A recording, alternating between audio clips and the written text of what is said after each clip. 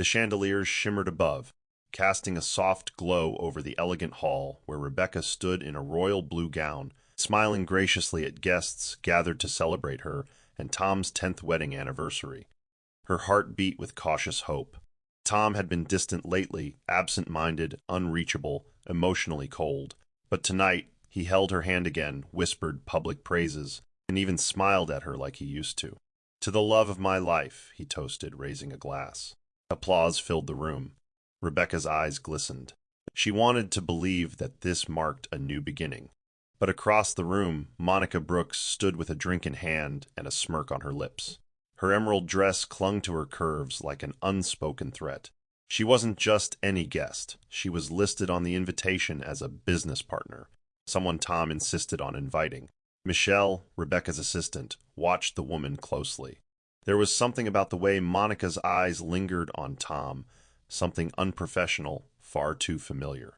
As Tom escorted Rebecca to greet other guests, he locked eyes with Monica for a brief, telling moment. Michelle noticed. Her stomach twisted. Something wasn't right. The celebration carried on, filled with laughter, wine, and music. Guests danced to soft jazz while servers moved between tables with trays of champagne and hors d'oeuvres. Rebecca floated through the evening with the grace of a hostess born to her role, greeting investors, sharing anecdotes, and trying to convince herself that Tom's warm behavior earlier wasn't just for show. Her heels clicked gently against the marble floor as she approached the group Tom was entertaining. But as she neared, Monica brushed past her deliberately, shoulder to shoulder, and offered a half smile that didn't reach her eyes. "Lovely party," Monica said silkily, before disappearing into the crowd. Something in her tone unsettled Rebecca, but she shook it off and turned back toward Tom. Across the room, Michelle kept her eyes steady on the two. Her job had always required her to observe closely, but this felt different. Monica stood too close. Her hand lingered too long on Tom's shoulder. Then came the moment Michelle had been waiting for. Monica leaned in and whispered something, and Tom chuckled, his gaze flicking to her hips as she walked away. Michelle's lips tightened. She turned to another staff member beside her and whispered, "Did you see that?" The staffer blinked, then shrugged. Maybe she's just friendly. But Michelle knew better. Later that night, she quietly approached Rebecca by the bar. "Ma'am, do you trust Monica?" Rebecca furrowed her brow. "She's Tom's business partner." "Why?" Michelle hesitated, her voice lowering. "Because I don't think she came here for business." 3 days after the party, Rebecca sat in her father's old study, tracing her fingers along the edge of his leather-bound journal. The room still carried his scent, faint sandalwood, and pipe tobacco. A bittersweet ache curled in her chest. Since his death, she had held tightly to his memory, determined to carry on his legacy through the family business. She hadn't looked through his private documents in years. There hadn't been a need. But Michelle's words from that night echoed louder now. "Do you trust Monica?" Rebecca wasn't sure why the question disturbed her so much, but it had planted a seed. She reached into the locked drawer where her father's will and estate documents were kept and pulled out the file. Dust clung to the folder like forgotten time. Just then, Michelle knocked lightly and peeked in. "You asked me to remind you about the board meeting at 2, she said softly, then paused. Her eyes flicked to the folder. "Is that?" Rebecca nodded. "It's the original will, I just thought. Maybe I should revisit the terms. Something feels off lately." Michelle hesitated, then closed the door behind her and stepped in. "It might be wise. I've seen Tom take confidential files lately. He said it was for a merger, but—" Rebecca's eyes snapped up. "Merger? What merger?" Michelle shook her head. "That's the thing. No one knows about it. And Monica's name has come up too often." Rebecca frowned, flipping through the pages. "If anything ever happened to me, this company goes to me alone. Tom's not even listed." She stood abruptly. "Michelle, get Mario on the line. I want every financial move Tom has made this month traced." In a quiet corner of the city, Tom sat alone in the dim light of his study, eyes narrowed at the paperwork before him. The document he held trembled slightly in his hand, a forged power of attorney, crafted meticulously by a friend who owed him a favor. All that was left was Rebecca's signature. He exhaled and leaned back in the chair, mind racing.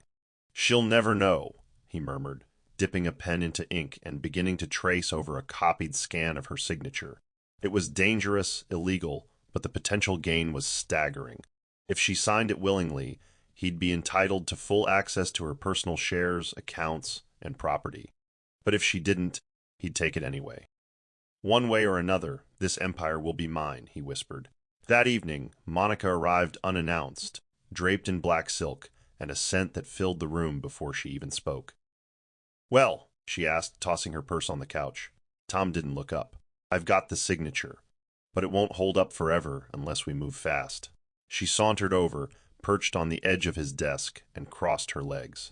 "So what's the plan, darling?" He met her eyes. "We get her out of the way. A little trip. Just the two of us and the open road. No cell service, no cameras. You and I drive home alone." Monica raised a brow. "You're sure she'll buy it?" Tom smirked. "Rebecca wants to fix things. She'll say yes." Monica's lips curled. "Then let's make it her last ride." Tom stood at the edge of their sunlit terrace, a gentle breeze lifting the edges of the newspaper he held, as Rebecca stepped out with 2 mugs of coffee. "I thought we could sit together before your day gets too hectic," she said, offering him a smile. He accepted the cup, barely glancing at her. "You're always so thoughtful," he murmured, though his eyes remained unreadable behind his calm expression. As she settled beside him, he turned and took her hand, a rare gesture that made her pause. "Listen," he began slowly. "I've been thinking we need some time away. Just us. No work, no phones, no distractions. Maybe take that old route through the countryside, just like we did back then." Rebecca tilted her head, caught off guard. "That was 10 years ago," she said gently. "But you really want that?" He nodded, squeezing her hand. "More than anything, let's fix what we've been losing." Later that evening, Rebecca sat on the edge of the bed, suitcase half packed, still uncertain about the suddenness of it all. She glanced at her phone, tempted to call Michelle and talk it through, but decided against it. If Tom was finally trying to reconnect, she didn't want to sabotage it with suspicion. In the background, Tom whistled while tossing shirts into a duffel bag, his demeanor strangely upbeat. "What about Monica?" Rebecca asked lightly, testing him. He paused only for a second. "She can survive a week without me," he said with a grin. "This trip is about you and me." She tried to smile, but something inside her tugged. As he zipped his bag and turned off the lights, she whispered a silent prayer. Maybe this was their second chance. Maybe she would come back from this drive with the husband she thought she'd lost. Morning light filtered through the car window as Rebecca stood at the front porch with Michelle, who clutched a file folder but couldn't hide the concern in her eyes. "This trip came out of nowhere," Michelle said softly. "Why now?" Rebecca reached for her hand. "Because maybe he's trying. And I need to try too. I've been holding everything together so tightly. Maybe I need to let go just a little." Michelle hesitated, then handed her the folder. "Just review these documents when you can. There are signatures I don't recognize on your financials. I didn't want to worry you, but..." Rebecca frowned, opening the folder halfway before closing it again. "I'll look at them when I get back," she said. "Right now, I need this time with him." Michelle nodded, but her gut twisted as Tom honked from the driveway. Rebecca walked toward the car, glancing back one last time. Michelle stood frozen on the porch, her figure silhouetted against the rising sun. Tom stepped out and opened the passenger door for her. "All set?" he asked, voice chipper. She nodded, sliding into the leather seat. "Let's make new memories," she said, more to herself than to him. As they pulled out of the estate, she reached over and rested her hand on his arm. He looked at her for a brief second, then returned his eyes to the road, a flicker of something unreadable crossing his face. Behind them, Michelle placed the folder on Rebecca's desk and whispered, "God, please protect her." She didn't know why her chest felt so heavy, but her instincts screamed that something wasn't right. The highway stretched endlessly ahead, weaving through valleys, dense trees, and misty hills. The silence in the car grew heavier with each mile. Rebecca tried to fill the void with conversation about childhood memories, business challenges, even music. But Tom's responses were clipped, distracted. "You okay?" she asked gently, reaching for the volume knob to lower the music. "Just tired," he replied without looking at her. She nodded, unconvinced. She glanced at the GPS. They were far off the main route he'd mentioned. This isn't the way to Brentwood Estate, she said. We're going further than that. Tom's grip on the wheel tightened. It's a detour, scenic. You'll love it. But her unease grew as the trees thickened, the road narrowed, and cell phone signals vanished. Minutes later, Tom pulled off onto a gravel path surrounded by dense trees. The air felt unnaturally still. We need to stretch, he said. I'm cramping up. Rebecca opened her door reluctantly. As she stepped out, she scanned the quiet landscape. No sign of a cabin, estate, or even another car. Tom, are you sure this is? But before she could finish, a car pulled up behind them. Her stomach dropped when she saw Monica step out, sunglasses shielding her face, dressed like someone ready for war, not a reunion. What is she doing here? Rebecca asked, heart hammering. Tom's eyes darkened. Let's go for a walk, Rebecca. Her voice trembled. Tom, what is this? He smiled tightly, but the warmth was gone. It's the part where we stop pretending.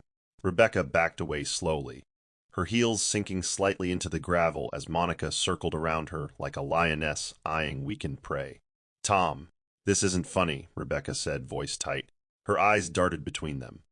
Monica crossed her arms, a smug smile playing on her lips. It's not meant to be. You've had everything, his name, his wealth, his title. But guess what? That all ends today. Rebecca turned to Tom, desperate now. Tom, tell me this isn't real. Tell me you didn't bring me all the way out here for freedom, he cut in, voice cold and detached. Freedom from your shadow. Freedom from the weight of being second to you. I've been living in a prison, Rebecca. You just didn't notice. Her breath caught in her throat. I loved you, she whispered. And I pretended to love you, he replied, reaching behind to open the trunk. In one fluid motion, Monica stepped forward and shoved Rebecca hard. She stumbled backward, her hands flailing for something, anything, to grab onto. But there was only air. Her scream echoed through the woods as her body rolled down a hidden slope, crashing through underbrush, her head slamming against a rock with a sickening thud. Silence. Tom peered down, eyes narrowing. Do you think she's dead? Monica asked, brushing dirt from her dress. She has to be, Tom muttered.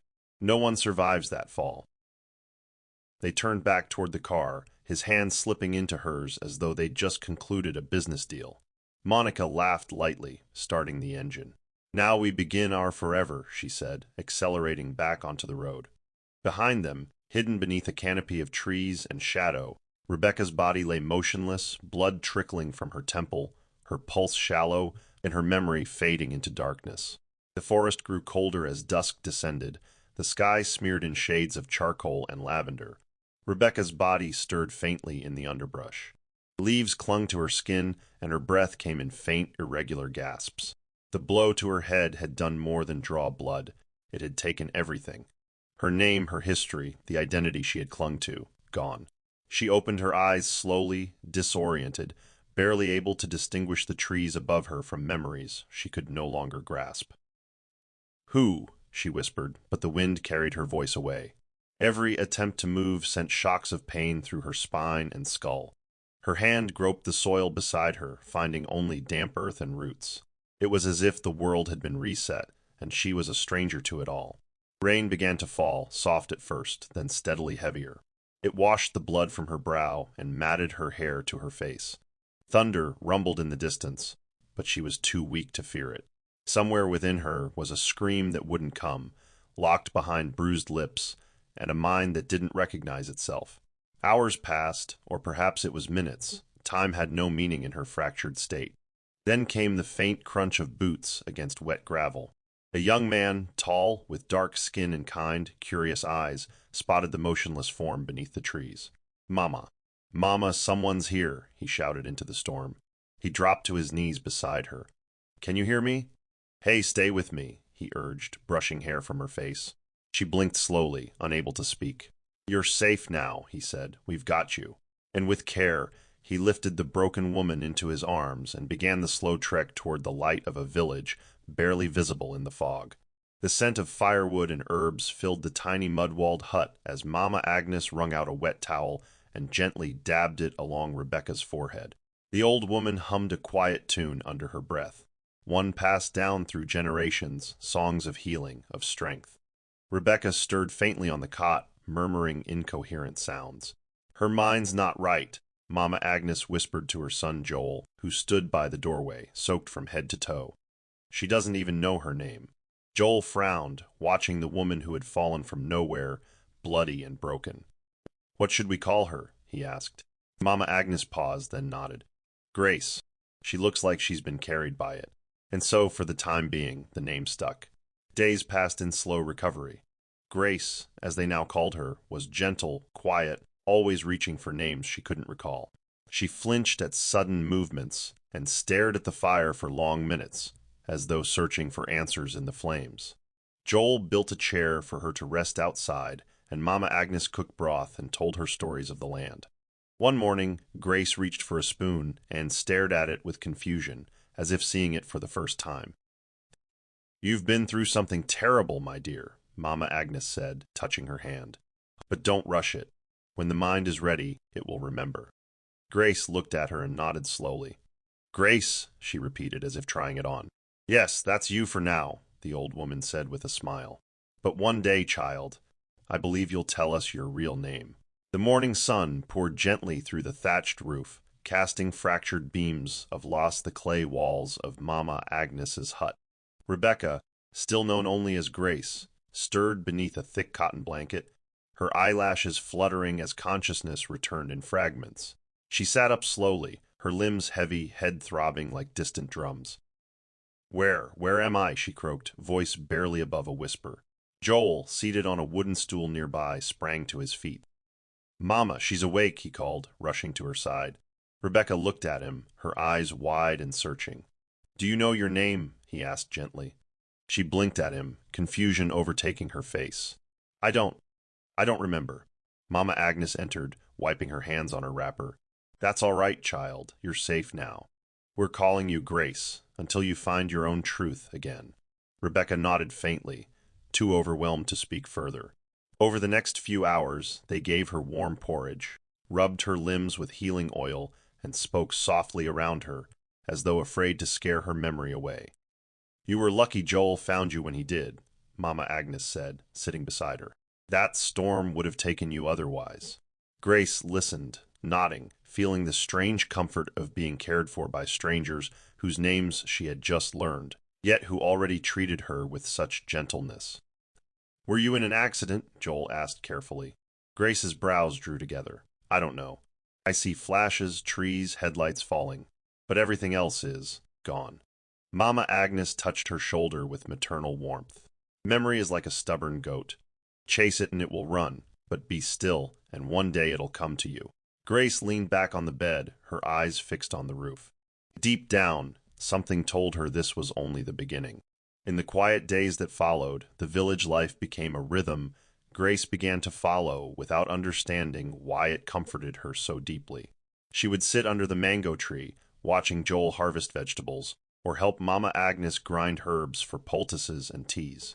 Though her mind remained blank, her hands moved with surprising ease, folding fabrics with practiced precision, tying headscarves instinctively, even organizing Mama Agnes's spice jars by scent and color without knowing why she could.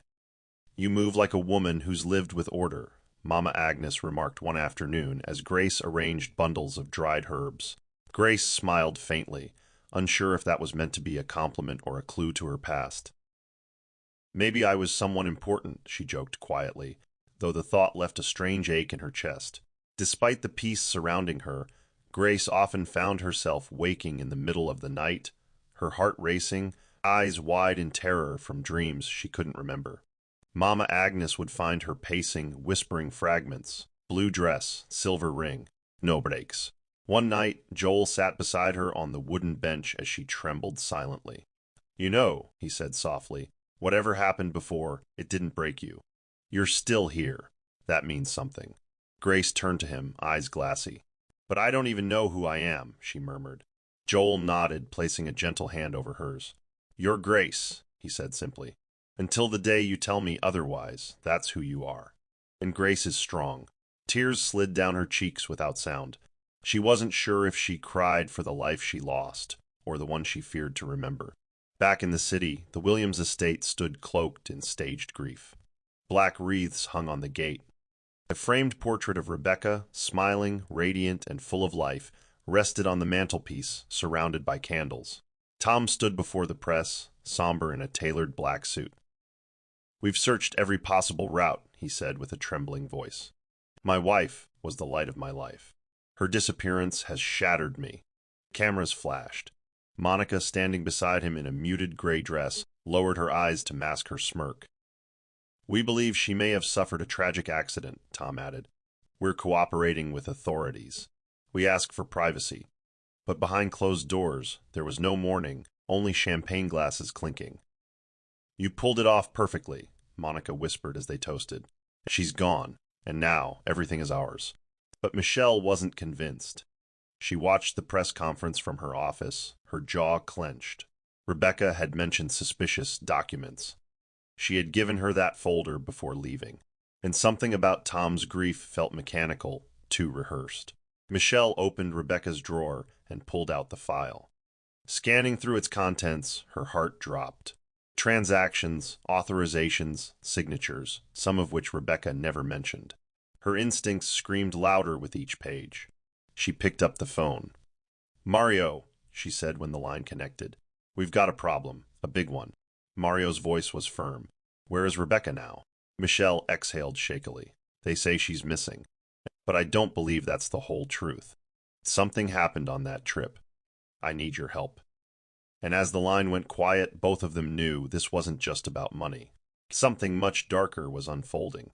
Mario adjusted his glasses as he pored over the documents Michelle had delivered. The numbers didn't lie. Multiple assets had been moved under shell corporations, and the approval signatures, while identical to Rebecca's, were clearly forged. He picked up his phone and dialed the registrar's office, requesting verification of the power of attorney on file. "Yes," the clerk confirmed. "Tom Williams filed those forms 2 weeks ago." Mario leaned back in his chair, eyebrows furrowed. "That's impossible. I was Rebecca's attorney for over a decade. She wouldn't authorize anything without consulting me." The clerk hesitated. "Well, this signature was filed in person. We verified it with her passport copy." Mario's blood ran cold. "Email me everything." "Now," he ordered. As the line cut, he stared at the files. This wasn't just fraud, it was methodical erasure. Meanwhile, Michelle sat in her apartment, her laptop open, with photos of Rebecca on the screen. She couldn't let go of the way Tom had looked at Monica during the press conference, the way his hands stayed dry while speaking of his grief. She opened her notepad and began documenting everything. The unexplained trip, the signed documents, the altered access logs to Rebecca's office. Suddenly, her phone buzzed. It was a message from Mario. "We need to meet. He's wiping her out, fast. If we don't stop him, there'll be nothing left." Michelle replied instantly, setting a time for the next morning. She knew Rebecca had been cautious, meticulous, deeply protective of her late father's company. If she'd left gaps vulnerable to Tom, it was only because she never believed the person in her bed would strike first. But Michelle did believe it now, and she was going to prove it. In the small clearing behind Mama Agnes's home, Grace sat on a flat stone while the morning wind tugged gently at her wrapper. She hummed absent-mindedly, a melody neither she nor anyone around her could place. Joel, walking past with a bundle of firewood, paused. "You sing that a lot," he said. "It's nice." Grace looked up. "Do I? I don't even know what it is." Joel sat beside her, wiping sweat from his brow. "Sounds like something sacred. Old, maybe. Like something your mother used to sing to you." Grace's eyes narrowed as if searching through a fog. "Mother." The word lingered on her lips, unfamiliar yet heavy. "Sometimes it plays in my dreams," she said softly. "Always near a church. There's a woman. Her hands smell like jasmine. But I never see her face." Joel didn't interrupt. He watched her expression shift between wonder, confusion, and fear. "What do you think it means?" she asked. Joel shrugged. "Maybe it's not what it means. Maybe it's who it belongs to. That tune might be part of you." Grace smiled faintly. "Then maybe if I follow it long enough, it'll lead me home." Mama Agnes, standing quietly at the edge of the trees, held back a tear. She had seen enough to know when a spirit was trying to remember. That night, as Grace helped peel cassava in the kitchen, she began humming again, this time louder. And Mama Agnes, taken aback, turned to her. Child, that's blessed assurance. I've heard it in church since I was a girl. Grace's hands froze mid-motion. Something stirred deep inside her, a memory unformed, but not forgotten. A thread had been pulled, and the unraveling had just begun. Tom tapped his fingers impatiently on the edge of the mahogany desk in Rebecca's now quiet office.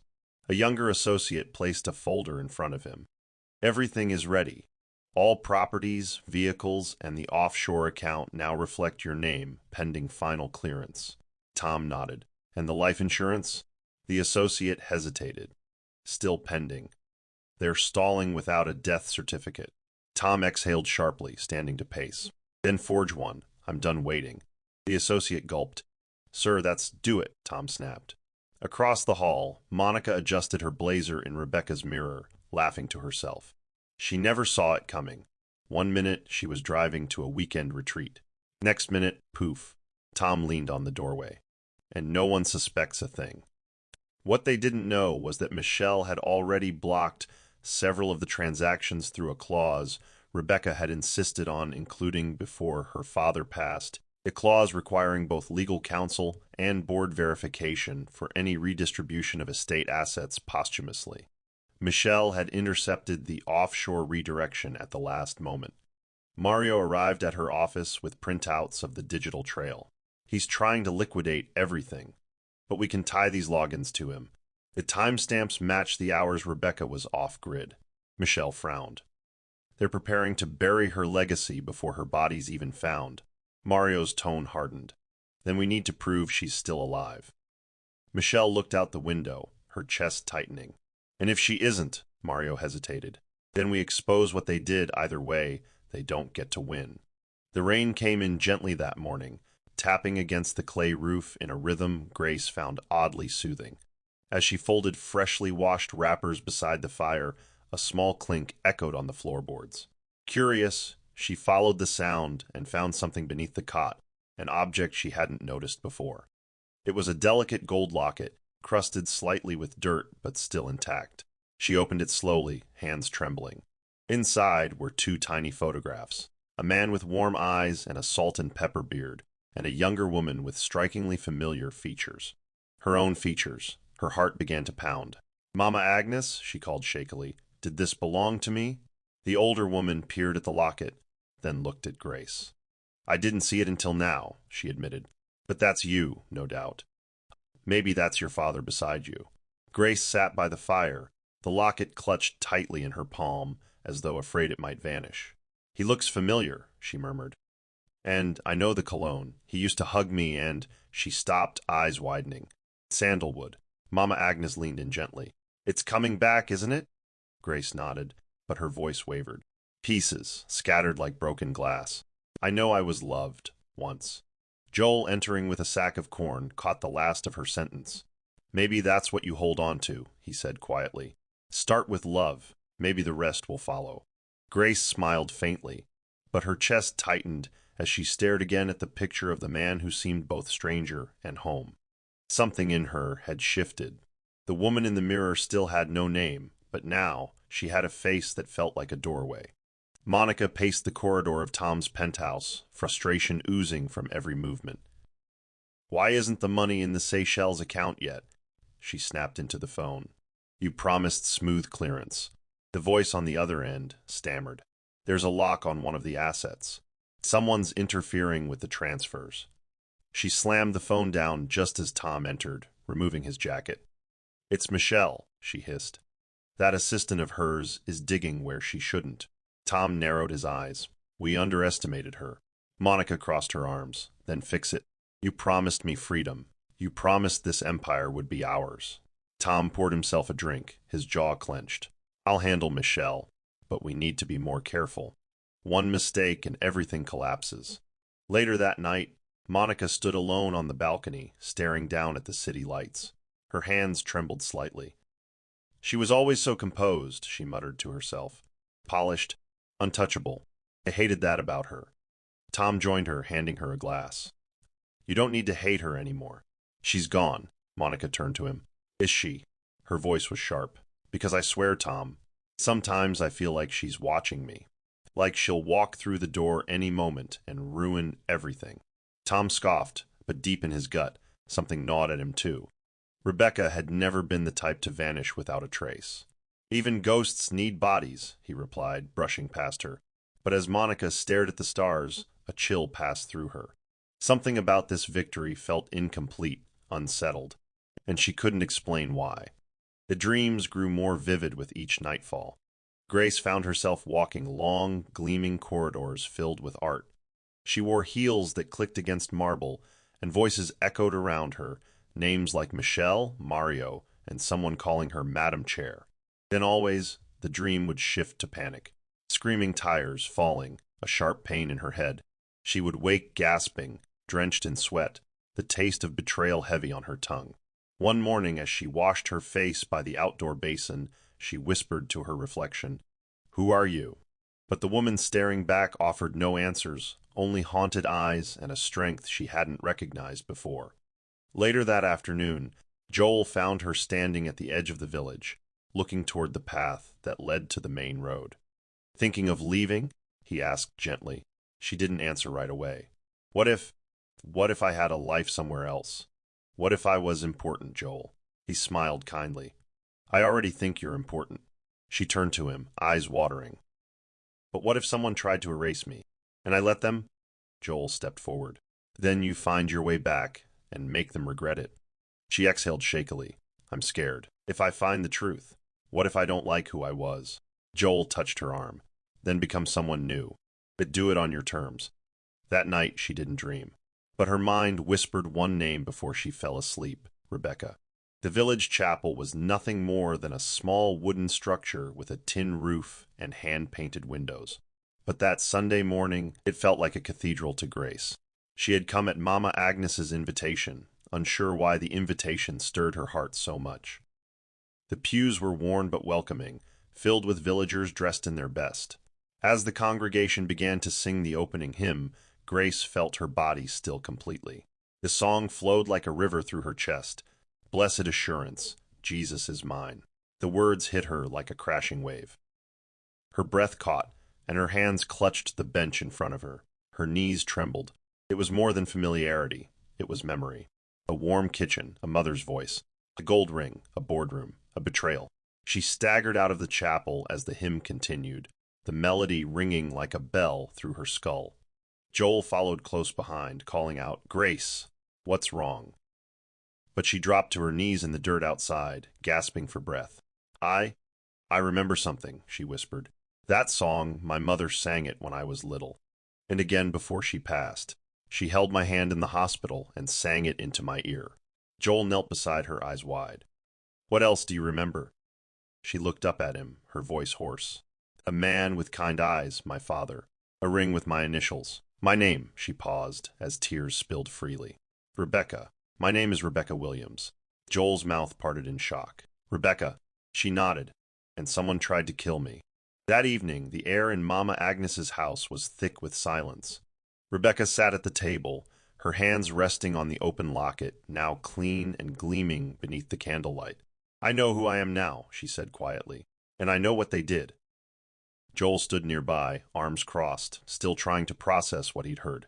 Mama Agnes, ever calm, ladled soup into a bowl and set it before Rebecca. "Then it's time to go back," she said softly. "Whoever tried to take your life needs to know they failed." Rebecca nodded slowly. "They took everything, Mama. My name, my life, my home. But they didn't take my mind, not forever. And now they're going to answer for it." After dinner, Joel brought out his old phone. "We don't get much signal here, but we can try," he offered. Rebecca took a deep breath and dialed the only number she trusted, Michelle's. The line rang, each tone tightening the knot in her chest. Then a voice. "Hello," came Michelle's voice, hesitant, unsure. Rebecca couldn't speak at first. Her lips trembled. Then finally, "Michelle, it's me."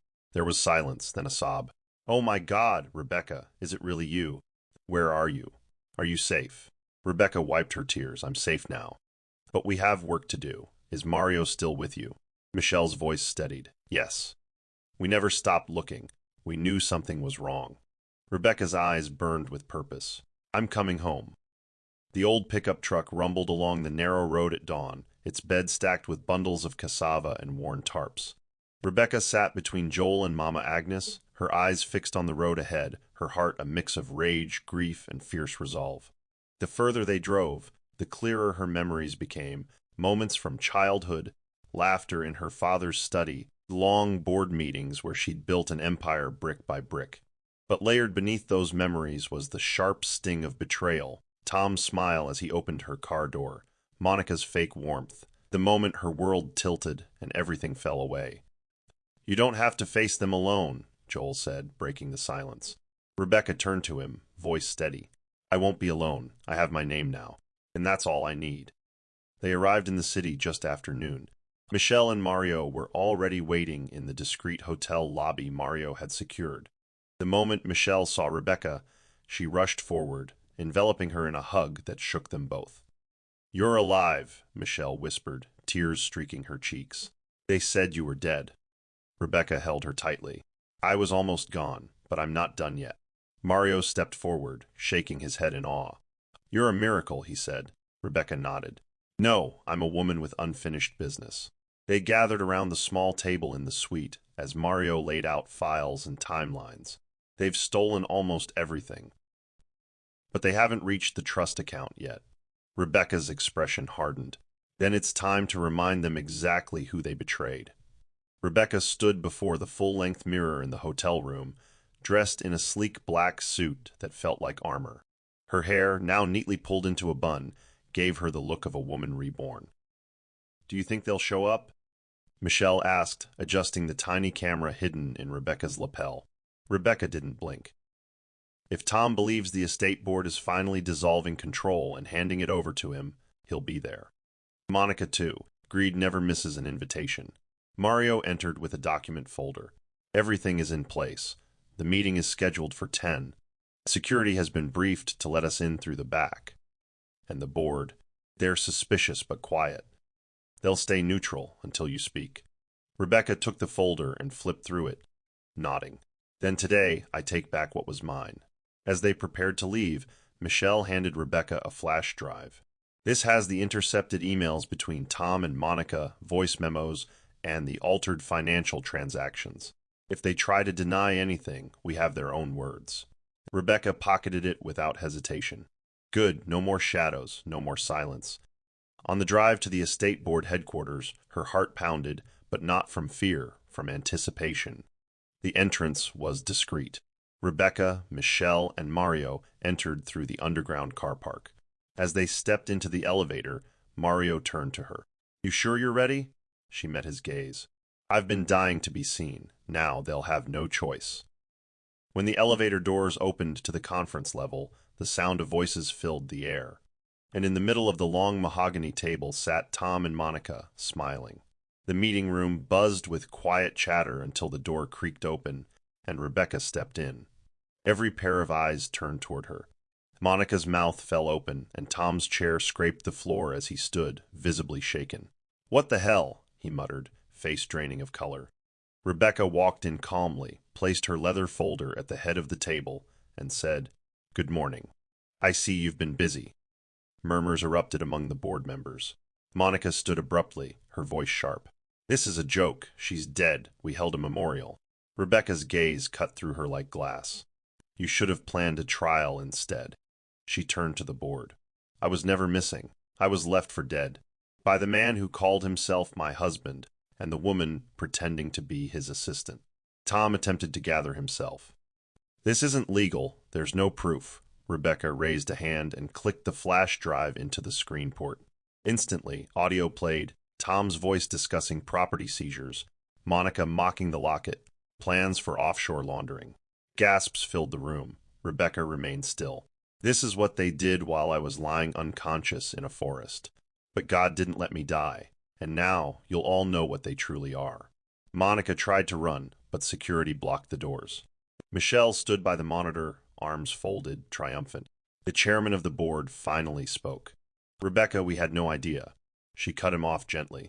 "It doesn't matter now. What matters is what you do with the truth. I am still CEO, and today I'm reclaiming everything.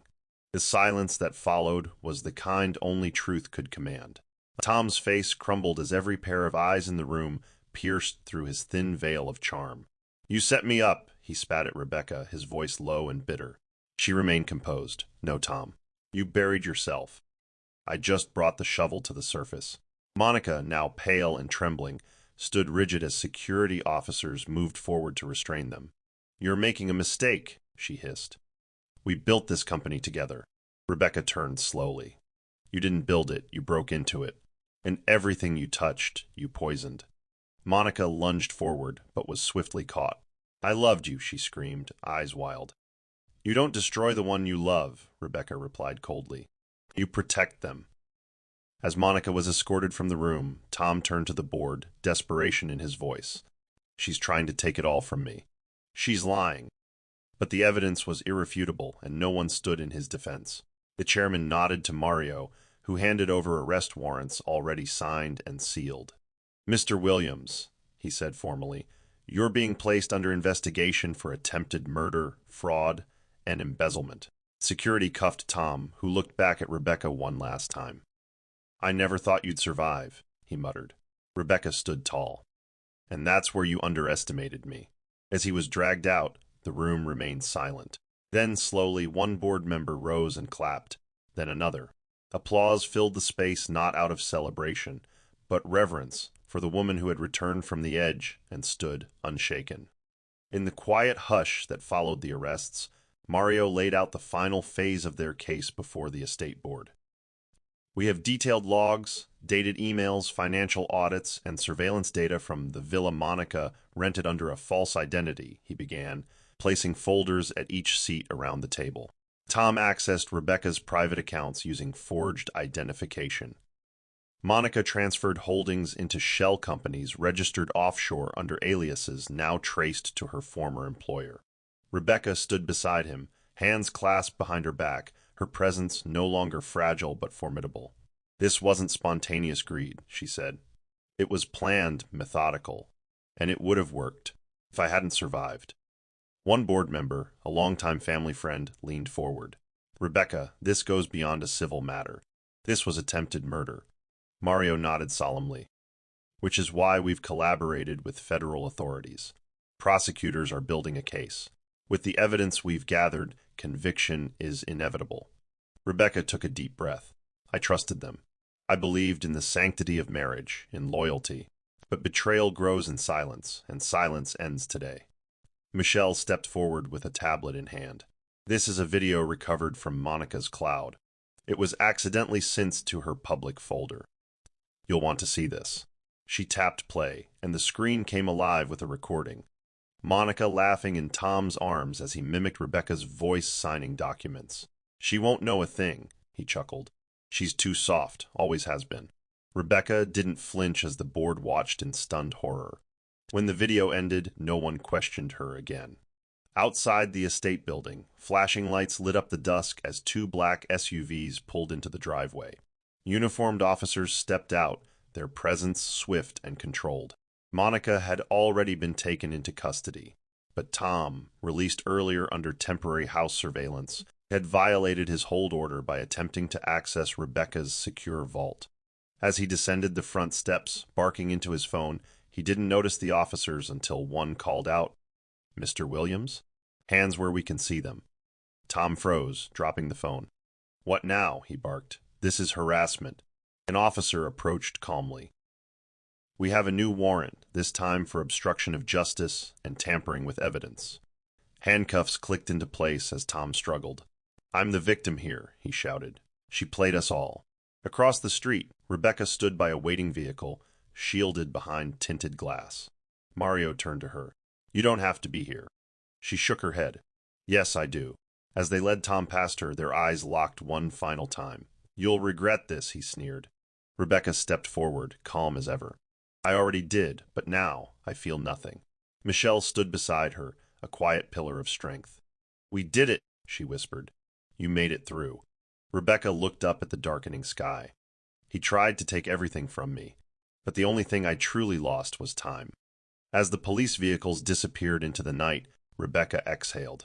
Justice had begun its course, but her healing That would take a little longer. Weeks later, Rebecca returned to the quiet village that had held her during her most broken days.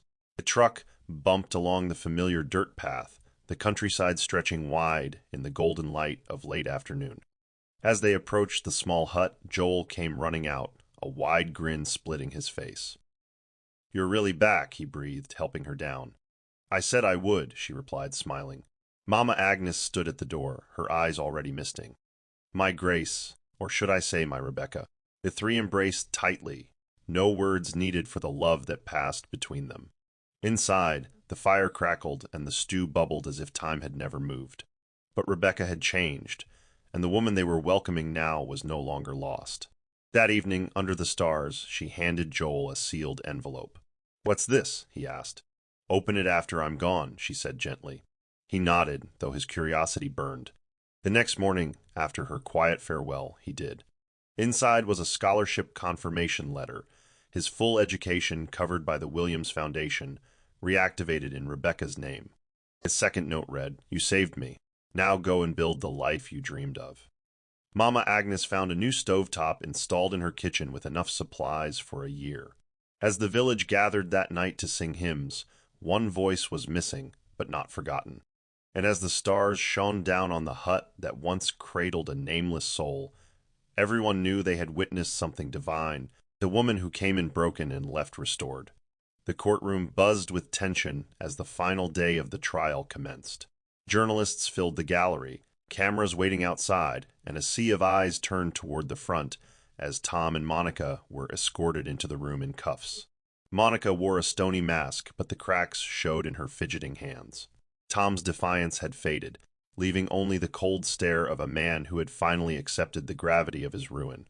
The judge adjusted his glasses, then called the room to order. Prosecutors stood to summarize. What began as a calculated financial manipulation turned into a violent conspiracy. The defendants not only defrauded a corporation, they tried to erase a life. Gasps echoed as final testimonies were read.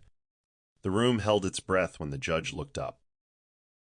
"In light of the overwhelming evidence, I hereby sentence both Thomas Williams and Monica Brooks to 25 years without parole." Rebecca sat upright, eyes locked on the bench, but her grip on Michelle's hand trembled slightly. As the officers moved in to escort the guilty, Tom turned back once. "You made me this monster," he said, voice laced with resentment. Rebecca rose slowly. "No, Tom, you chose it, and now you can live with that choice." Monica broke into a brief sob before being pushed forward. Outside the courthouse, reporters shouted questions, but Rebecca ignored them. She stepped up to the podium only once. "I didn't come here today for revenge," she said, voice firm. "I came for closure. For every woman who's been silenced, manipulated, or thrown aside, I stand for you. You are not invisible." As she stepped down, applause broke out, not from the crowd, but from the truth that finally had a voice. A month later, the boardroom at the Williams Foundation overflowed with staff and supporters. Fresh flowers adorned the reception, and the nameplate at the CEO's door had been restored, Rebecca A. Williams. She stood before her employees in a soft white dress, not as the victim of betrayal, but as a woman who had reclaimed her name and narrative. "There was a time I thought losing my memory was a curse," she began, "but it was a gift in disguise, because I met kindness from strangers. I discovered strength I didn't know I had, and now I return not to restart but to rise." Michelle beamed in the front row. Mario stood beside the press coordinator. Staff members rose to their feet, clapping not just for a leader, but for a survivor. Later that evening, Rebecca sat on the balcony of her restored penthouse, the city lights winking in the distance. She held her mother's hymn book in one hand and her journal in the other. As a warm breeze brushed across her skin, she scribbled, "Pain tried to bury me, but purpose pulled me through. I was never lost, just becoming." A soft knock came at the door. It was Michelle, holding 2 mugs of tea. "You ready to start the new chapter?" she asked. Rebecca smiled and nodded. "I already have." As they stood in quiet companionship, no ghosts lingered, no shadows loomed, just the peace of a woman who had not only remembered who she was, but who had turned her scars into storylines, and her story into strength. The memory they tried to erase had come back brighter than ever, and it had a name, Rebecca. Here's the Bible verse, Isaiah 61, verse 7, NIV. Instead of your shame, you will receive a double portion, and instead of disgrace, you will rejoice in your inheritance. And so you will inherit a double portion in your land, and everlasting joy will be yours. Reflection. Rebekah was stripped of her identity, dignity, and possessions. But God restored her with greater strength, deeper clarity, and the power to rise above betrayal. Her story reflects divine justice, that those who walk through the valley of humiliation can still emerge crowned with honor. Moral of the story.